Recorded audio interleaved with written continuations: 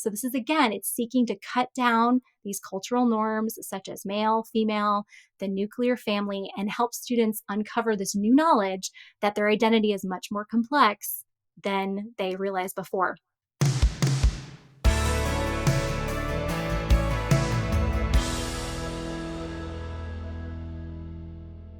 Hey, friends, maybe you have heard of social emotional learning. It sounds good, right? We want our kids to be social. We want them to be emotionally healthy and balanced, and we want them to learn in a healthy environment. But in today's podcast, we're going to really lift the lid off of what social emotional learning is and reveal the dark side of this really positive sounding phrase. And this is, by the way, something that is in virtually all public schools and many Christian schools. In fact, as we'll discover in today's podcast, there are even some organizations that are Christian organizations that have adopted officially social emotional learning policies.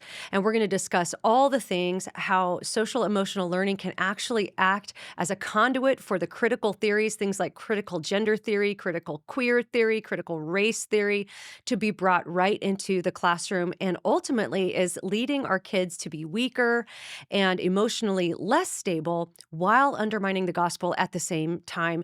We have Elizabeth Urbanowicz with us, who is the founder of Foundation Worldview, who is a great ministry partner of ours. And we're going to tell you more about them later. But without any further ado, here's Elizabeth.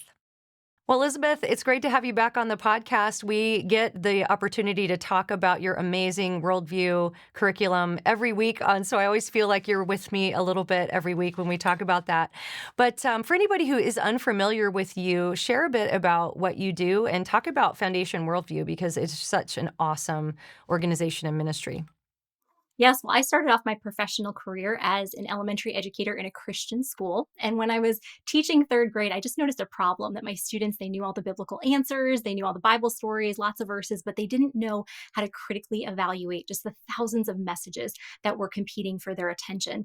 And so I started creating resources for my students to equip them to think critically and biblically, which eventually morphed into the start of Foundation Worldview. So we're a ministry that is designed to equip Christian parents and educators and church leaders with just some basic tools to equip the kids that God has placed in their care to think critically and biblically. So that's what we love getting to do.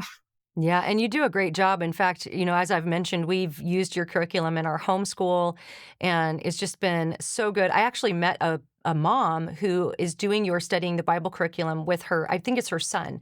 And she was saying how she's like, it's amazing. And she's learning as she's teaching it to her son. So she's learning those skills to study the Bible for herself. So really great stuff. So we're going to talk about a topic that I've been wanting to talk about this social emotional learning for a long time. I don't know enough about it. So when you emailed me and said it's something that you've been really studying, I was like, oh, we got to do a show on this because I think it's something that a lot of parents may not know they may not have heard social emotional learning, but they've probably seen it either through their public school that their kids are in or even sadly the Christian school.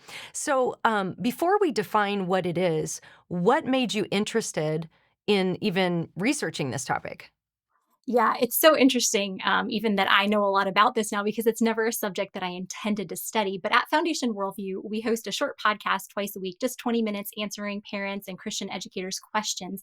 And we had received a few questions over the years just about, social and emotional learning, saying, hey, my child's in this class at school. What do you think of social and emotional learning? Or my child's Christian school just adopted this curriculum. What do you think?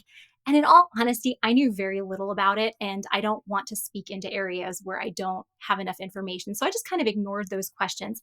However, for some reason, this past summer, our ministry was just flooded with questions specifically from Christian educators and Christian school administrators saying, hey, my Christian school is thinking of adopting a social and emotional learning curriculum. I have a lot of concerns about this. Can you please speak into this? And so at first, again, I just kind of, pushed them off to the side. But then my team kept emailing me saying, hey, we got more requests. We got more requests. So Yeah. eventually I was like, okay, let me take some time and actually dig into some social and emotional learning curriculum, looking at the organizations that are putting out these standards and the materials. And the deeper that I dove into it, the more I realized that this was incredibly problematic. And it was going to be problematic both for parents who had their children in public schools and their children were going to be going through these curriculums, but also for Christian schools, because the title, social and emotional learning, it sounds like a good thing. I mean, what parent or teacher doesn't want the children that God has placed in their care to have positive social skills, to know how to love one another well, and to have good emotional regulation and control and processing? Those are really good things, but the title is so deceptive. And as I dove deeper into research on this type of curriculum, I realized that it's really a vehicle that's used to get critical gender theory and critical race theory into the classrooms. And so that's why I'm now passionate about this topic and why I emailed you and said, hey, I really think a podcast on this could be Yeah. beneficial. Yeah, and they always give them nice sounding names, don't they? All of these Yeah. things. That sounds good always. Okay, what is it? Let's talk about, just kind of give us a working definition so that people kind of have a grasp of what we're even talking about here. Yes. So the definition I'm going to give comes straight from an organization called CASEL, which stands for the Collaborative for Academic, Social, and Emotional Learning. And so CASEL is the main organization that is setting the standards and pushing curriculum for social and emotional learning in public education. So according to CASEL, on their website, they say SEL, which stands for Social and Emotional Learning, is the process through which all young people and adults acquire and apply the knowledge, skills, and attitudes to develop healthy identities, manage emotions, and achieve personal and collective goals, feel and show empathy for others, establish and maintain supportive relationships, and make responsible and caring decisions. Now, again, at face value, all of these goals sound positive.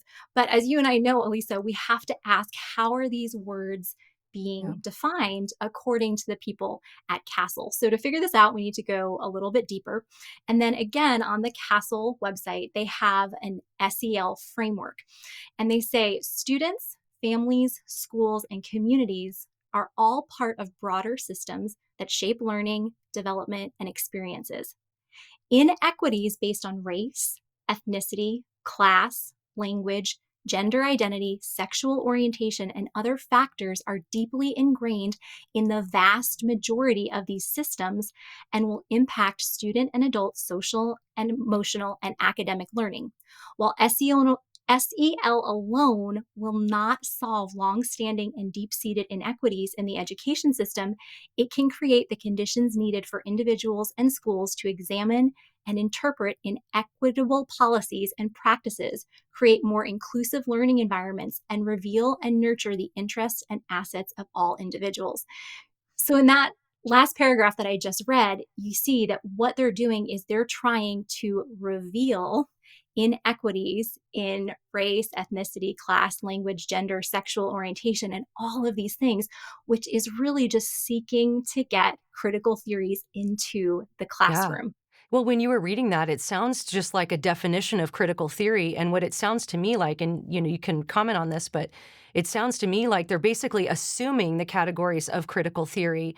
And by the way, we've talked about that a lot on the podcast, but if that's a new phrase to anybody who's listening, critical theory is an umbrella term that describes a basic worldview where people are viewed as either oppressed or oppressor, victim or victimizer, and that sort of thing. And then you have these categories of race, ethnicity, class, language, gender identity, sexual orientation, other factors are sort of seen as intersections of oppression. So if you have, however many of these different categories that you can claim of oppression and where they intersect, the higher moral authority you might have to be able to speak on issues of justice and things like that. So that's the concept of intersectionality that is a part of that critical theory framework. And then as it's an umbrella term and it flows out, you'll have different types of critical theories, like critical race theory, which would apply that oppressed versus oppressor narrative to race. There's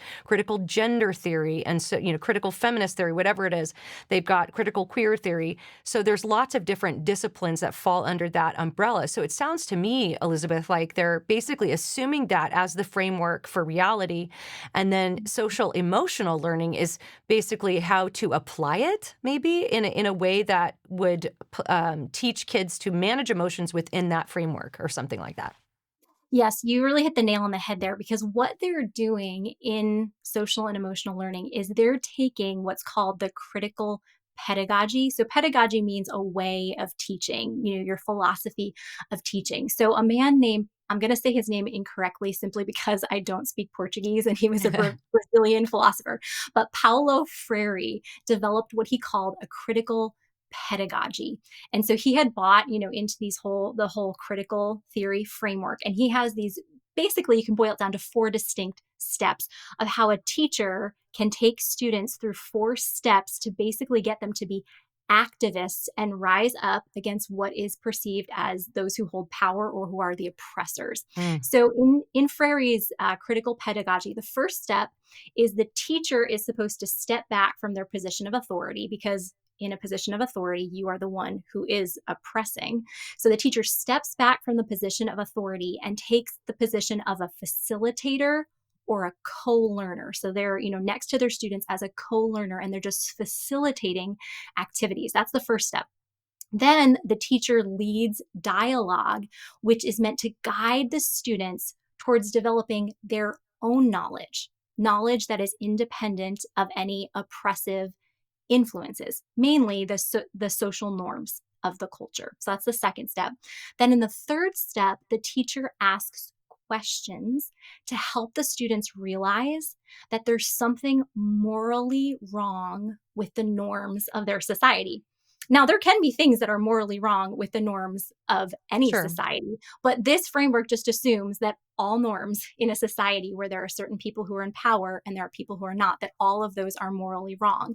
And then the fourth step is the students learn to identify themselves as victims. They identify with the victims until they feel that they must move to activism and liberate those who are Mm, oppressed. And so what social and emotional learning curriculums do is they take these four steps of Paulo Freire's critical pedagogy and they implement them in the classroom. Now, most teachers and administrators who implement this type of curriculum, they have no idea that mm. they are walking their students through these four distinct steps because as we saw the language on the website, that's on the front of the website, it all sounds so good. Who doesn't want their students to have positive social skills and learn to regulate their emotions well?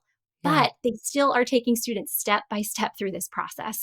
Mm. So, okay, how is this going to look in practicality? Like, how is this implemented in a public school? Because Mhm. it's like, you look at these 4 points, and I'm sure the teacher isn't up there saying, like, okay, now I'd like you to realize there's something morally wrong with the norms of your society. It's probably a little more subversive than that. So, what kind of, what does this look like in a classroom in a practical Yeah. way?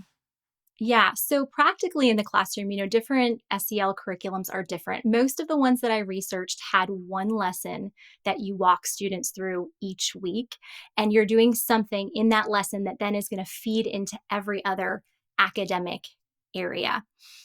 So it's just usually once a week, but the goal is to be really the foundation for everything that is done in the classroom. And I think the more I research different social and emotional learning curriculums, I really think that there are four practical ways in which they're getting the critical theories into the classroom. Yeah. So as you look at the social and emotional learning curriculum, and then even just the framework that is used, the first thing that they seek to do is to take over the role of the family. Now, they don't come in and say, parents have no Yeah. authority, we're taking over that. But if you look at just the social and emotional learning framework that's on the Castle website that is used in almost every social and emotional learning curriculum, they have 5 different components of social and emotional learning. They say that those components are self awareness, self management, responsible decision making, relationship skills, and social awareness. So, again, all things that sound really positive. Well, then outside of that circle is the first or the primary influence, and that is the classrooms. Then outside of that, they have a circle that's the secondary influence, that's the schools. Then the third concentric circle is families and caregivers. So in that model, parents have been relegated to the third Mm. position of authority. Now, again, the curriculums don't come in and say, like we're taking over your job. But Yeah. when you look at what this model is, they are viewing parents as having the third level of authority.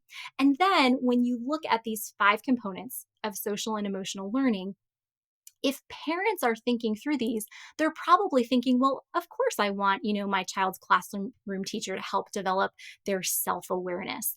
But when most parents think of self-awareness, they're thinking that they want their child to understand how their actions, their words, and their attitudes impact others, where that's not the social and emotional learning curriculum's definition of it. Social and Mm, emotional learning curriculums teach that self awareness is realizing that your identity is much more complex than you realize. And it's then leading them to question societal norms, such as the male female dichotomy. mhm. That's not what Yeah, I parents knew are we were thinking of going when they're there, thinking. right?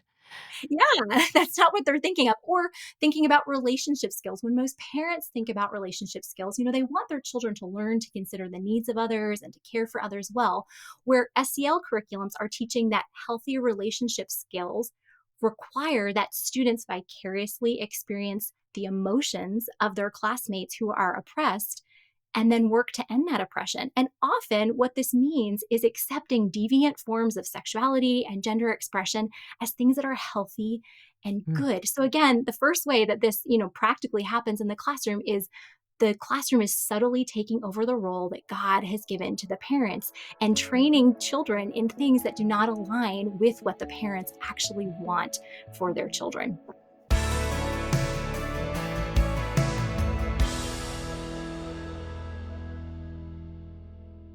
Hey, just pressing the pause button on this conversation to tell you about our first sponsor today, and that is Adele Cosmetics. I love Adele Cosmetics, and for so many reasons. Number one, they're owned and run by Christians. They are family run, they're holistic, handcrafted, and toxin free skincare and cosmetics company where everything's made in the USA. Now, I really love their products because they artisan make their cosmetics in small batches without parabens, synthetic fragrances, nanoparticles, petroleum based products, or anything else on an ingredients list that's difficult to pronounce. And that's something that is really important to me. I use their essential skincare line, I use their makeup. I just love them. They search for high quality, nutrient dense ingredients. And customers have actually found that their products have helped reduce inflammatory conditions like acne and redness, finding that their eczema is being calmed and their skin is balanced. And I found that to be true in my case as well. So check them out. Go to Adele Natural Cosmetics. That's spelled Adel Natural Cosmetics. Use my code Alisa for 25% off your first purchase. Again, Adele Natural Cosmetics. Use my code Alisa.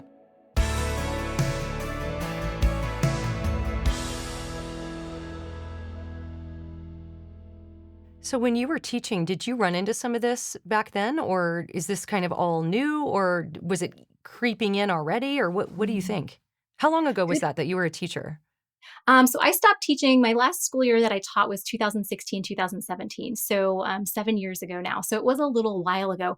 But, Lisa, I can tell you that even when I was being trained as an educator I went to college from 2003 to 2007, even when I was sitting in classrooms about education, one thing that was never addressed, and I even went to a Christian college, was really the parents' role biblically in education.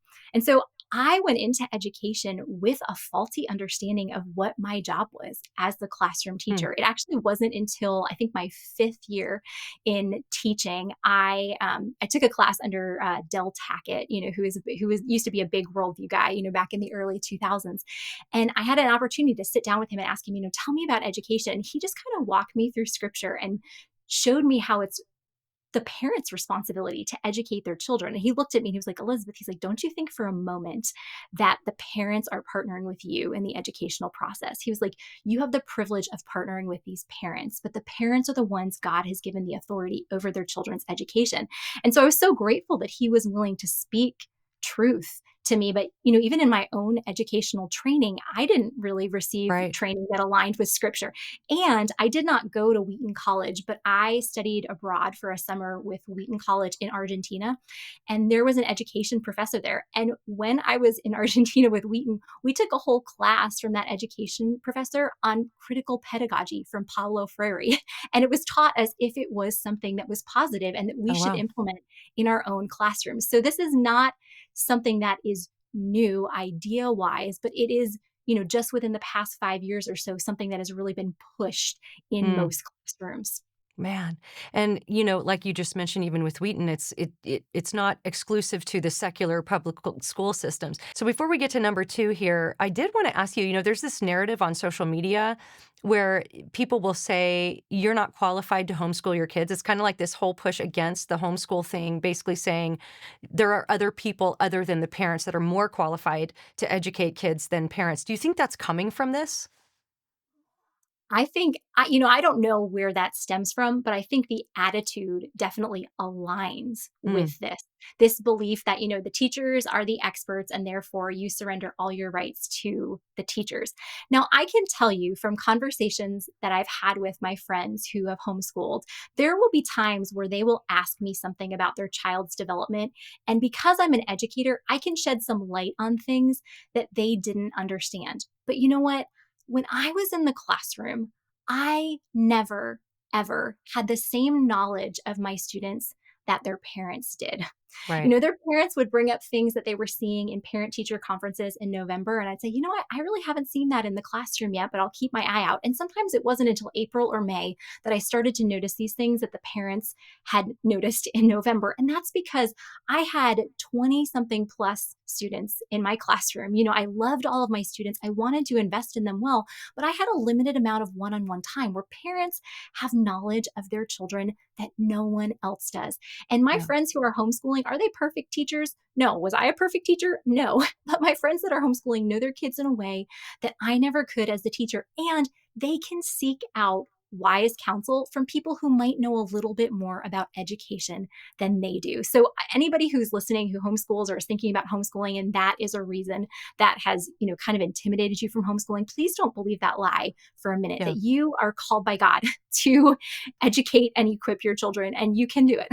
Yeah, you can, and there's so many options today too. Like, I mean, there's no Mhm. way on this planet that I would be able to teach math to my kids. So we hire somebody to do that. My daughter does a tutorial and then we have a math tutor for her that kind of walks through because I mean, Mhm. there's no way. I'm terrible at math. So you can still do it, even if you're not particularly strong in a particular subject. Mhm. But let's move on to number 2 here. So that first one was schools take over the role of family. And then the second one says feelings become the ultimate guide to reality. Boy, that is a big one. And I think that's everywhere in culture, isn't it? Yes, it is everywhere. And not only is it everywhere now assumed, but it's being directly taught through these social and emotional learning curriculums.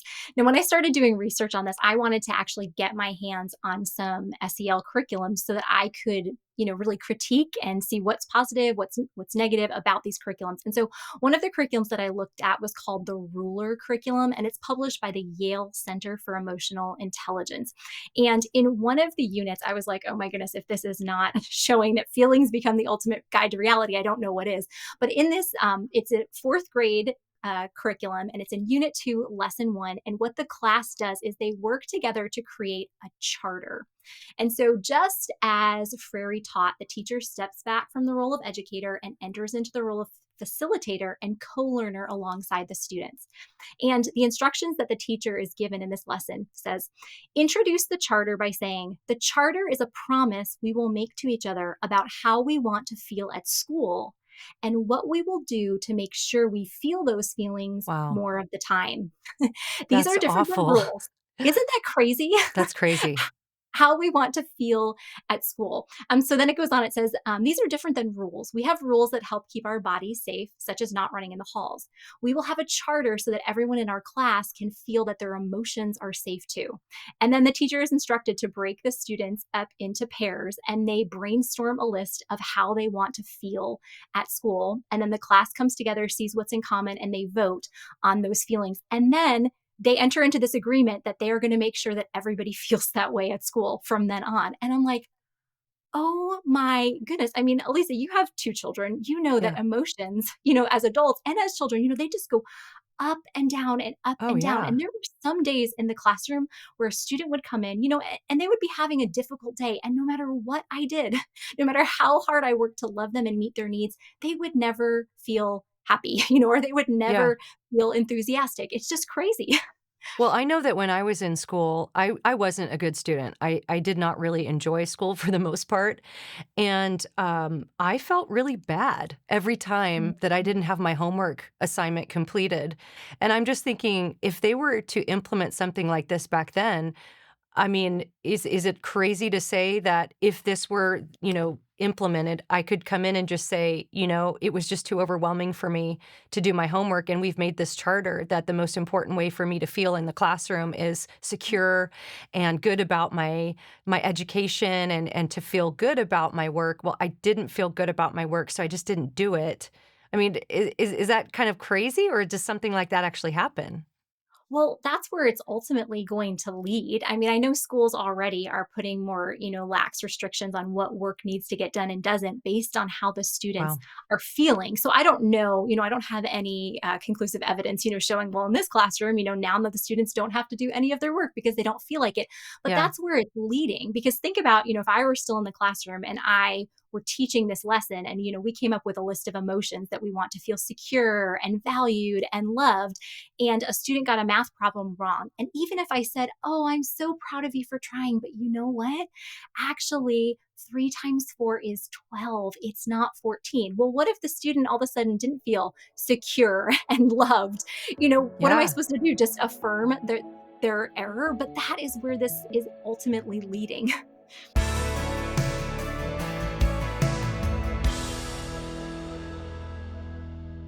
As we welcome a new year, it's time to focus on what matters most, and that's creating healthier habits. I know I'm super focused on that this year, enjoying more moments with our family, and spending less money on going out to eat. Well, GoodRanchers.com is here to help you turn all of your resolutions into solutions. So when you buy your meat from Good Ranchers, like I do, in fact, almost all the meat that we eat in our home comes from Good Ranchers, you are directly supporting local farms and ranches in the U.S. and skipping the chaos of imported meat in the grocery store. Good Ranchers delivers high quality, 100% American meat straight to your door so you can start 2025 with better choices, better meals, and better moments at home. Go to goodranchers.com. Use my code Alisa to get $25 off your first box, free express shipping, and you're going to get to choose your choice of free ground beef, chicken, or salmon in every order for a whole year. So if spending more time with family, spending less money on going out to eat, and enjoying quality, nutritious American food is on your resolution list this year, then be sure to go to goodranchers.com. Use my code Alisa for meat that delivers just that. Again, goodranchers.com. Use my code Alisa.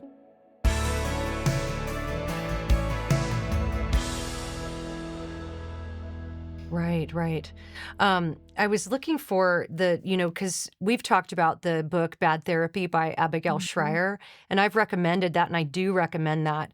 Abigail Schreier is not a Christian. I believe she's a secular Jew, but Mhm. she has a couple of really good books that are explaining what's going on. And she's got a whole chapter on SEL, and I was looking for it because I thought that I even read in her social emotional learning chapter that there were math tests that kids got Mhm. out of because they just felt kind of depressed having to take the math test. I'll look for it and see if I can find that. But let's go to number 3 here. So the third way that SEL sort of promotes critical theory ideas is that empathy is taught rather than compassion. I'm so glad that this is one of your points because this is something that I hear a lot of talk about. Like I've heard some people, and I haven't honestly done the research myself, so I'm very curious for your opinion, where really empathy, and I've heard people say empathy is really not the biblical way, it's compassion that's the biblical way, or maybe you define it differently, but it all comes down to how we define these words. So talk about that empathy being taught rather than compassion and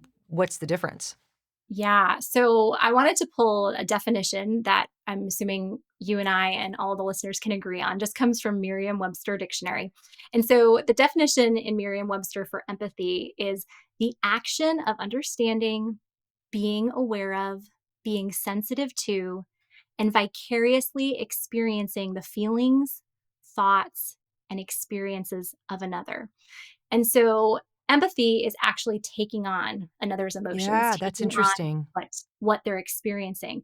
And so I have heard people say before that empathy isn't biblical. I probably have to give it a little bit more thought and research. I do Yeah. think that there are examples of empathy in scripture. Even one that comes to mind is when Jesus was ultimately going to raise Lazarus from the dead, and when Mary came out and just wept at his feet, and said, Lord, if you Yeah, had been, yeah. he would not have died.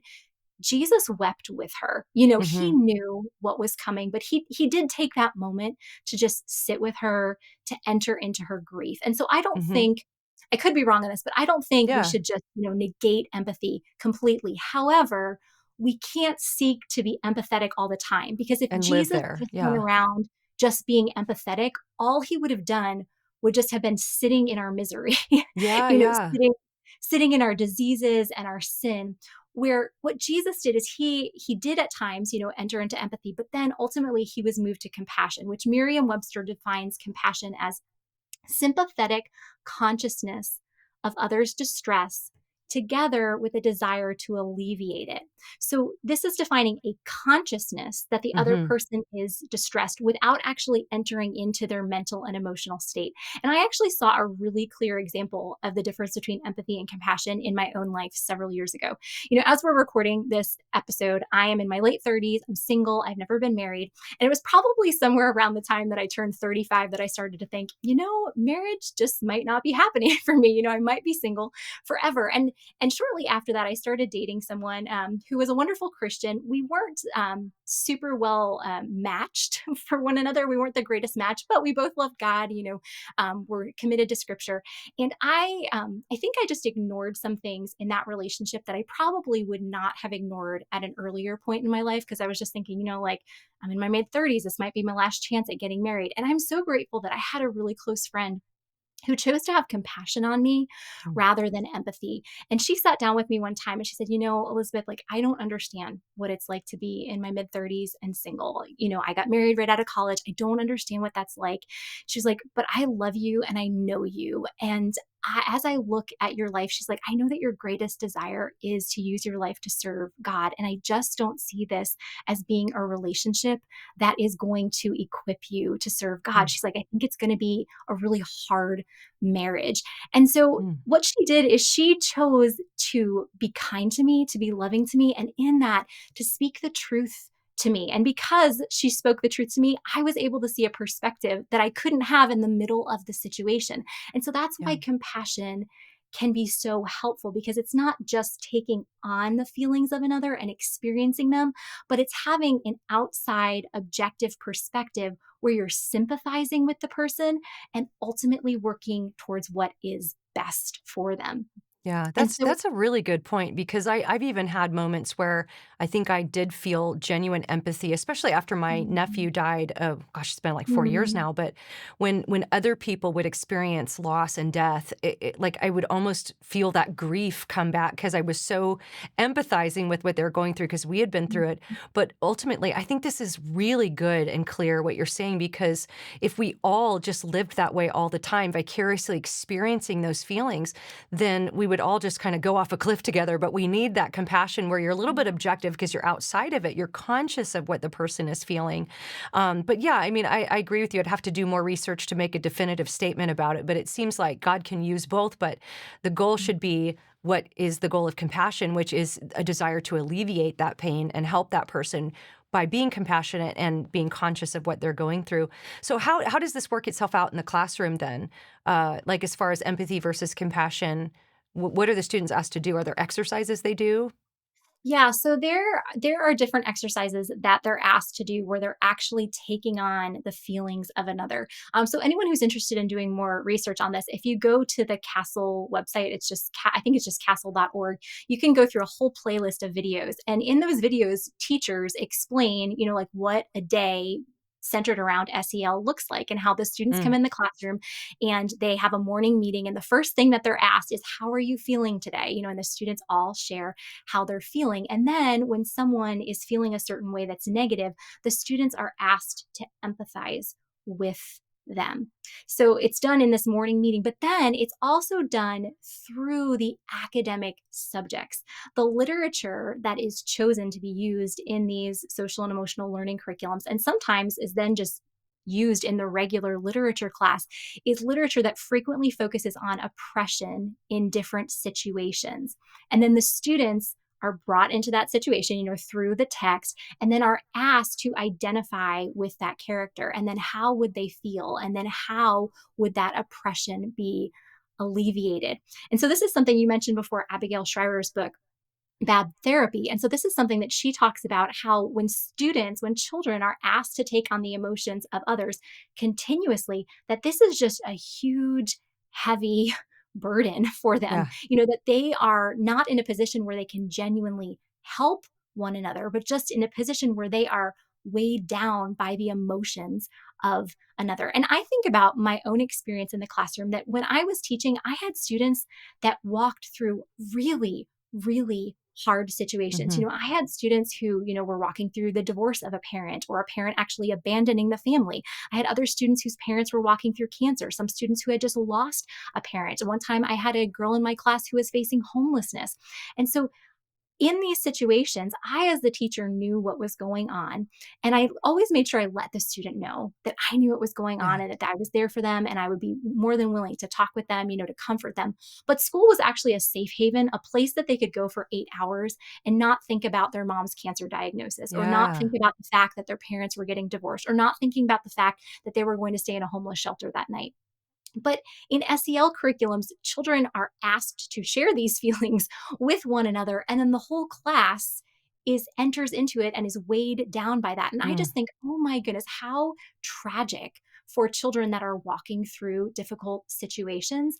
And then for those that are not walking through difficult situations, that could actually help them and help get their mind off things and help be Mhm. compassionate towards them, but that are then just asked to enter into that grief in a very unhealthy way.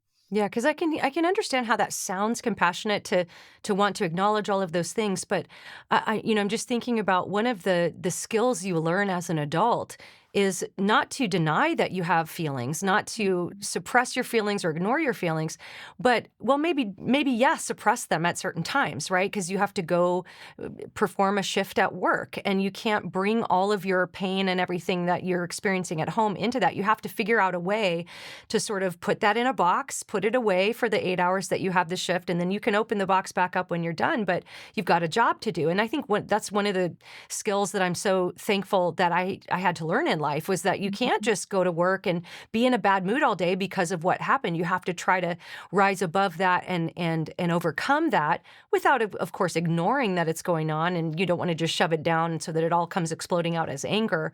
But even with kids, it's like it seems like it would just cause them to just fixate on the negative and on the whatever is making them feel sad or down or stressed or scared or anxious. You're just focusing on that thing, which it would seem would make that anxiety and fear and all those big feelings get bigger.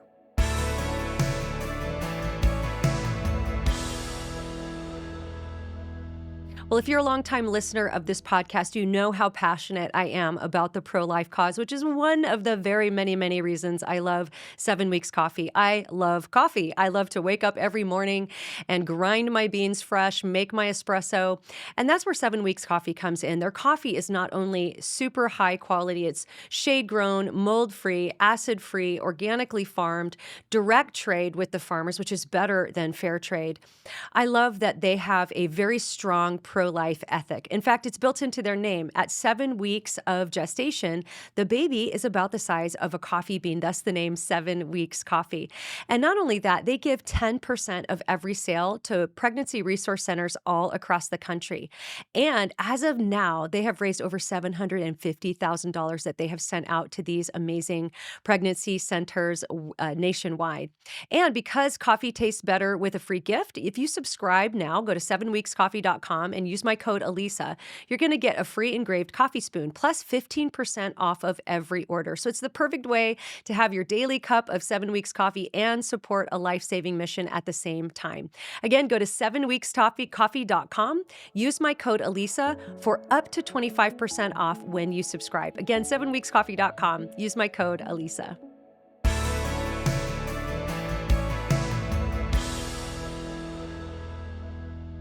Exactly, because in this critical pedagogy of Paulo Freire said that wrong.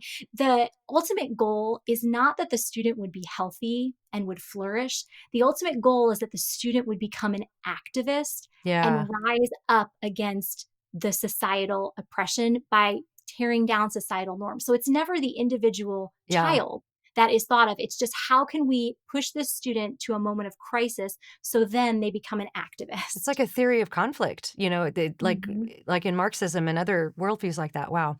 Okay, number 4 is, academic subjects are hijacked to teach critical gender theory and critical race theory. I personally know of, and I don't have proof of this, so I won't say what the Bible college is, but a Christian Bible college that a lot of people think is, completely solid biblically. They had a Gospel of John class, and one of the required reading materials for the Gospel of John was White Fragility by Robin DiAngelo.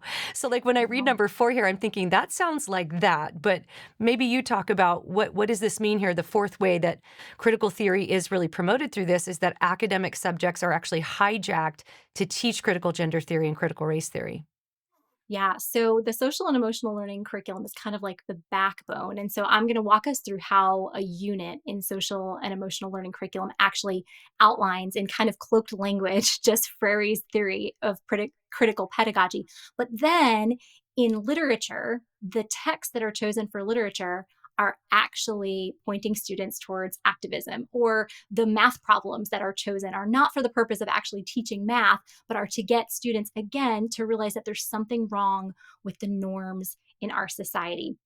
So again, in that ruler curriculum that I mentioned before, in the fourth grade, Unit 2, in the overview section, it's a unit on community, safety, and climate. And so it starts off in the unit overview. It says, in this unit, students will explore the importance of diversity in our communities by learning that they have agency in helping everyone feel safe across differences. In the first lesson, students will learn about the potential emotional distress students can feel at school when they do not feel safe by reading an excerpt of one of the texts recommended below. So this is the first step, in leading the students toward this the point of crisis, helping them to realize that there's something wrong. But then the books that are chosen, the books that the students are reading, are all books that are pointing out different modes of oppression in the society. And in Freire's theory, literacy, according to critical pedagogy, is not actually teaching students how to read and write well. It's teaching them how to read oppression and uncover oppression in all the different aspects of society. So, in this case, literature is actually hijacked. Hmm. Then the unit overview goes on and it says, as a way to build safety in the class community, students will build a class charter to establish how they want to feel at school. Okay. Again, this is viewing emotions as the ultimate guide to reality. It's validating all emotions and saying, from lived experiences of oppression, some students, have more knowledge than others. Then it goes on, in lesson 2, students will consider all the various aspects that comprise their personal identities by creating identity maps. Students will combine their personal maps to create a class wide version that illustrates the unique differences that comprise their community. Okay, so this is asking students to actually identify for themselves all these different parts of who they are that they might not have recognized before. So, this is again, it's seeking to cut down these cultural norms such as male, female, the nuclear family, and help students uncover this new knowledge that their identity is much more complex than they realized before. Then it goes on. In lesson 3, students will learn about allyship and how acting as an ally contributes to the community. They will consider acts of allyship they can perform to ensure the various identities that make up their classroom are safe and able to feel the charter emotions.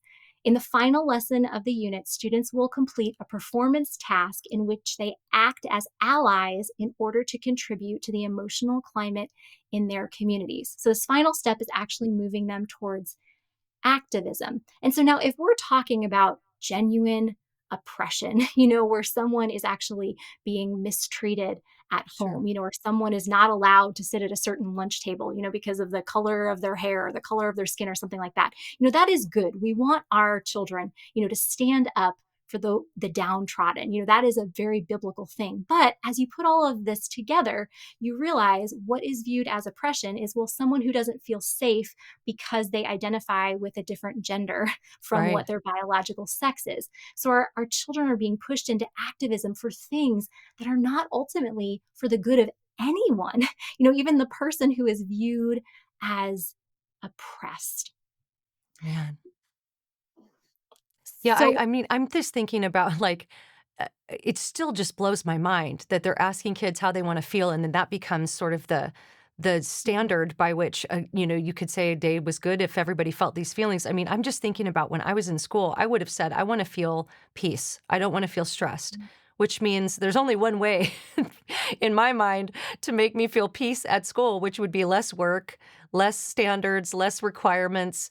I mean, I know that's not exactly what this is all about, but I mean, it just seems like it's gonna totally stunt people's emotional growth.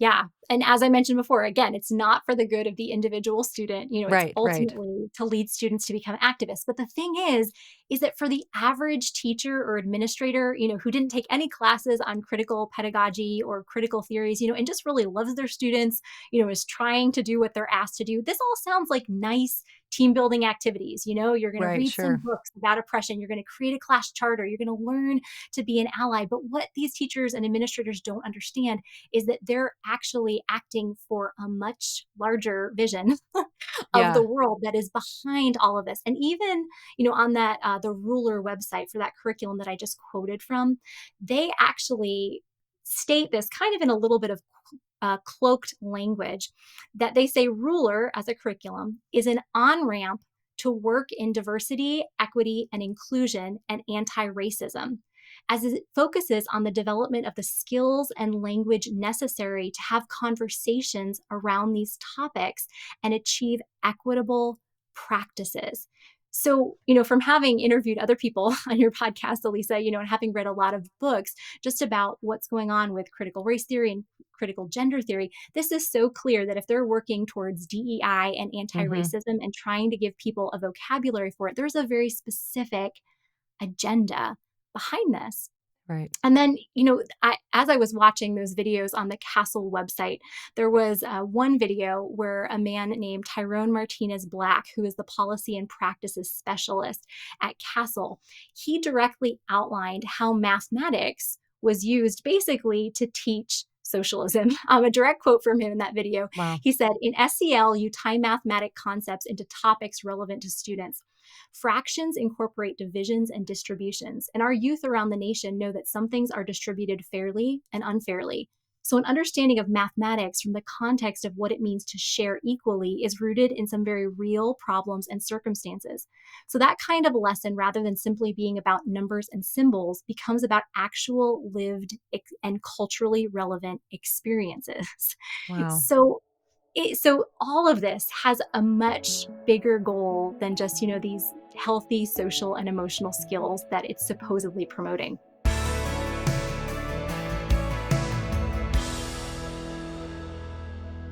Well, I hope you can see from this conversation with Elizabeth that her foundation worldview curriculum is going to be a fantastic addition to your homeschool, or maybe just as an addition to help you as parents with your daily discipleship with your kids. In this culture, our kids are starting at very early ages being presented with thousands of competing truth claims every day.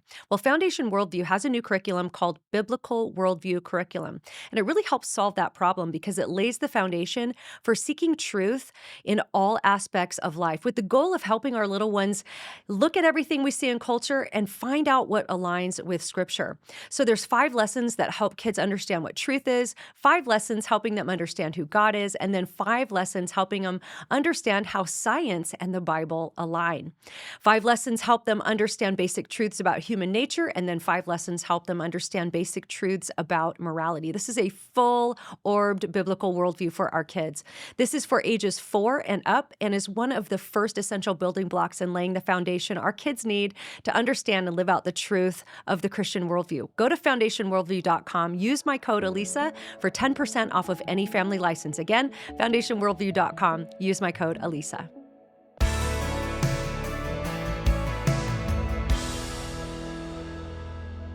Yeah, it's like propaganda. In Yes. sounds like that last quote you read sounds just like propaganda or something like that.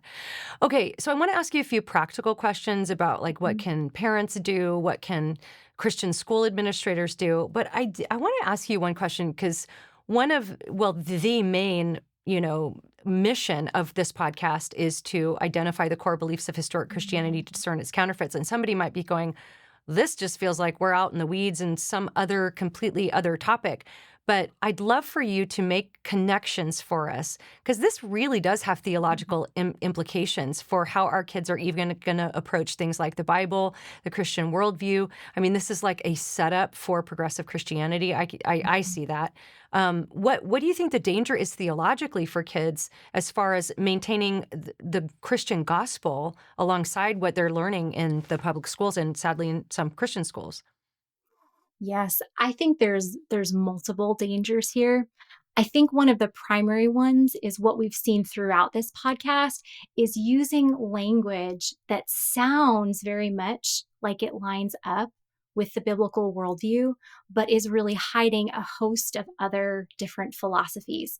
Because we want children who are compassionate. We want children who love one another. We do want children who stand up for the oppressed, who give a Right. voice to the voiceless. These are deeply biblical things. But the real danger here is that our children are being taught that if they feel like something is unjust, then it is unjust. If they Hmm. feel like they need to help out in a specific way, they do need to. Where as Christian, parents and educators and church leaders and just, members of the body of Christ, we want to teach children that emotions are part of being designed in God's image. But on this side of Genesis 3, sometimes our emotions can deceive us. So we want our children to constantly be asking the question, is this emotion pointing me towards the truth Yeah.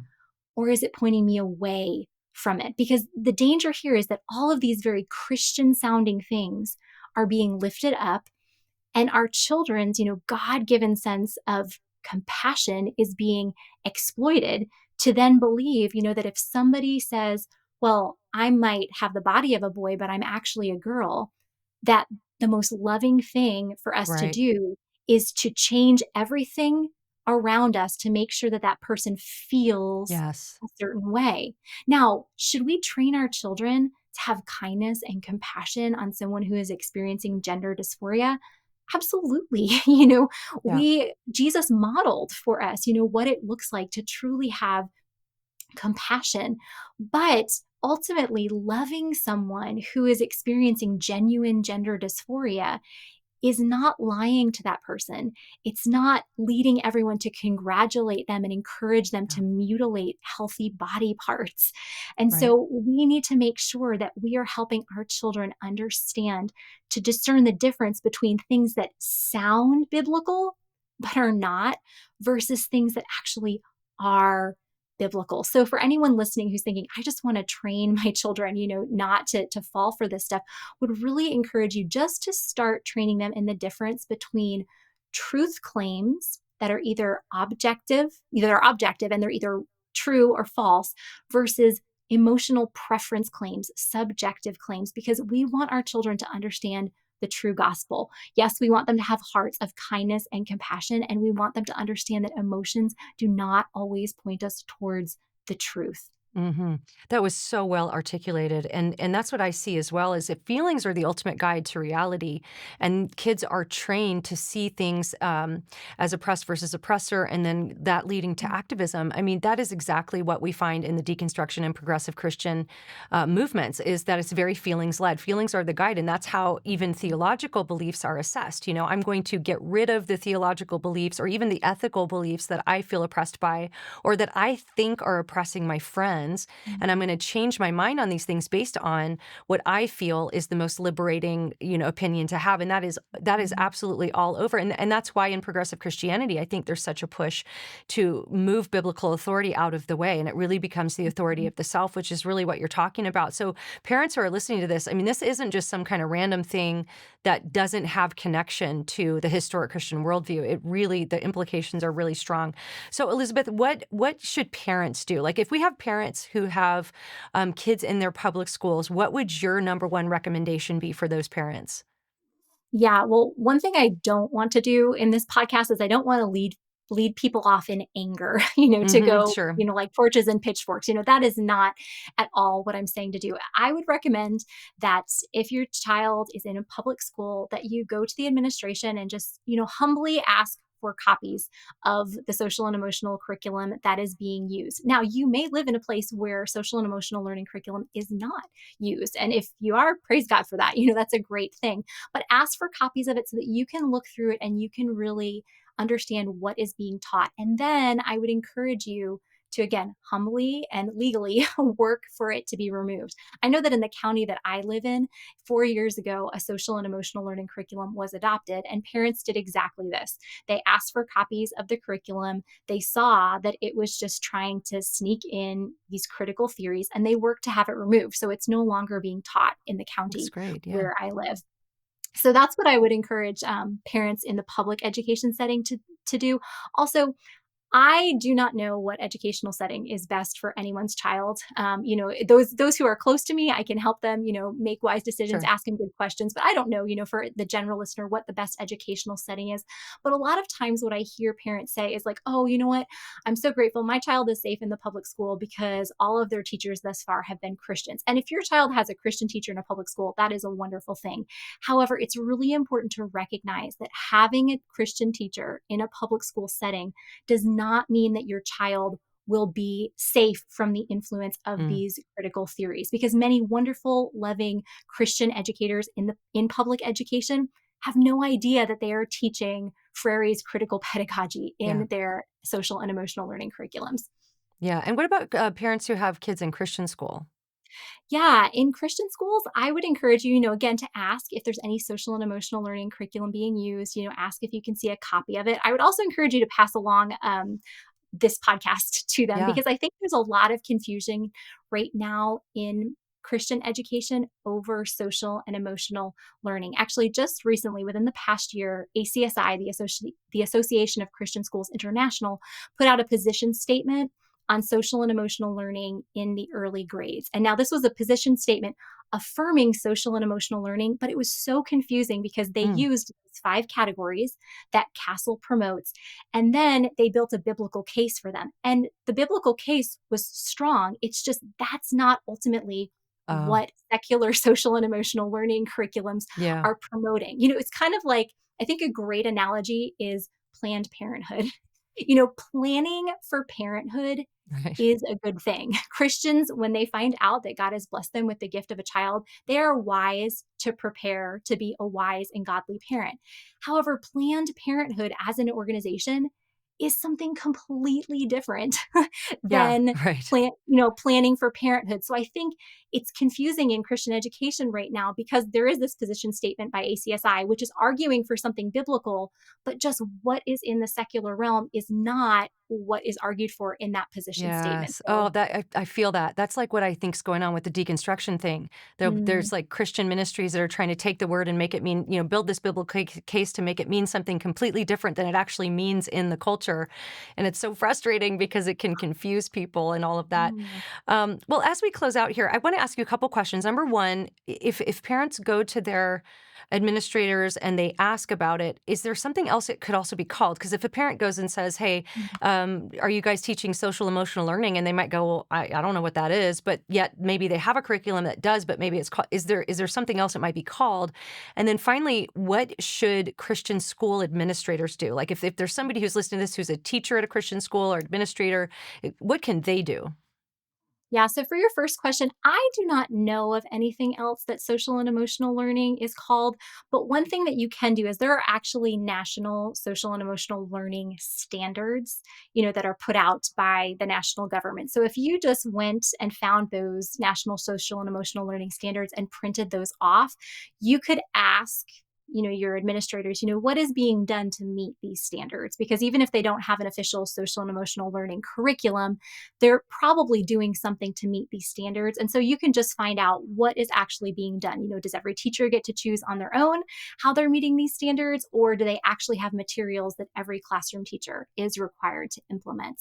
That's good. So that would be my recommendation there. And then, if you're listening and you're a Christian school administrator, my encouragement to you would be do not adopt a social and emotional learning curriculum, even if it claims to be biblical, because there are a host of curriculums out there that are labeled biblical social and emotional learning.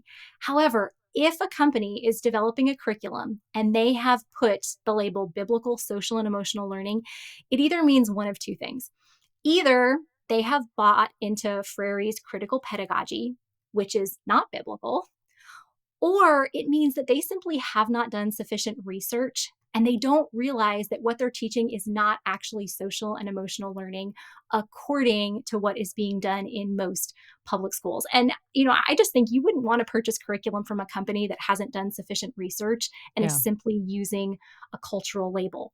Now, teaching your children, teaching the students at your school how to intentionally love one another, how to regulate their emotions in a positive way. These are important things to partner with parents in doing. So I'm not saying don't teach any social skills, don't teach emotional regulation. I'm just saying don't call it social and emotional learning. Going Yeah. back to the analogy I gave before, at a church, you would not call a Christian parenting class Planned Parenthood. You just Right. wouldn't because You it would be wouldn't. so confusing. Yeah. Don't call it social and emotional learning, calling it like loving God and loving neighbor, or just Yeah, call sure. it something else. That's good. That's good. Any final words you want to leave our audience with? I would just, just want to encourage anyone who has listened this far into the podcast. I know this has been a lot of talk on this. Just really want to encourage you for being intentional and investing in the children that God has placed in your care. And just want to encourage you to continue diving into the scriptures to really ground yourself in a biblical understanding of what it means to love God and love others, so that as these things, continue to pop up in all of our lives, that we are able, to identify them and to reach out in love to correct them. That's really good. Well, I want to thank my guest, Elizabeth, for joining us today. Go to foundationworldview.com and check out all of the different curriculums that they have to offer and put some of this into practice. Send this podcast to somebody that you think it might be helpful to. And as always, it helps so much when you leave great reviews for us on the audio platforms, when you subscribe on YouTube, click the bell icon, all the things, clicking like on social media, leaving comments, sharing, all of that stuff helps more than you possibly know. And let's remember that as we pursue Christ, let's keep a sharp mind, a soft heart, and a thick skin. We'll see you next time. So pray for me and I will pray for you. No turning right or left, we'll make it through. The road that's narrow and the gate that's small. Don't give up, it's gonna be